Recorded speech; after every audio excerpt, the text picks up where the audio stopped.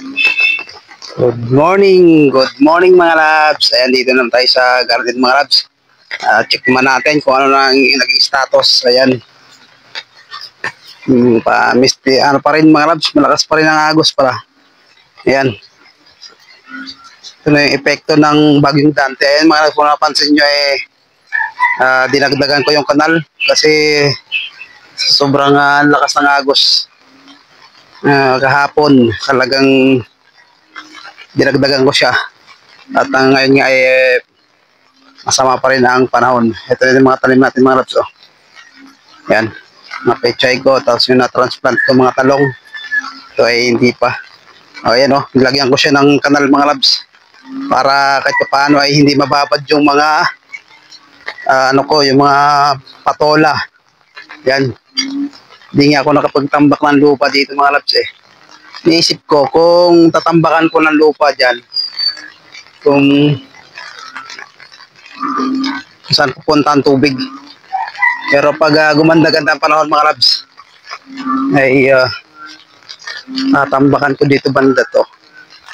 Ito pinakamababa banda Diyan siguro na ipon ang tubig dyan.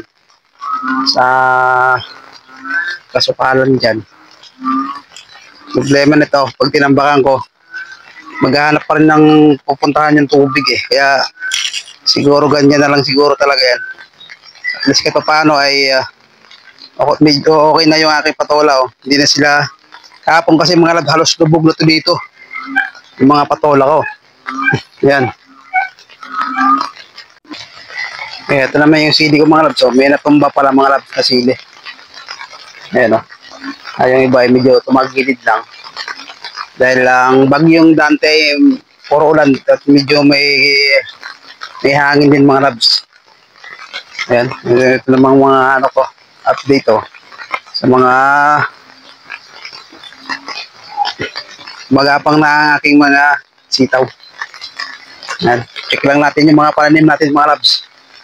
Meron din pala ibang nabali Ayan Tsaka yun, natumba rin yung iba. So far, medyo okay naman ating mga pananim mga labs. May kanal yan dito mga labs. Yan. Para lagyan ko ng kanal yan para diretso yan dun mga labs. Pag gumanda-ganda pang panahon ayusin ko pa yan mga labs. Yung mga kadyos ko mataas na Yan. Lagyan ko ng kanal palibot para hindi mababad yung mga talim na diba?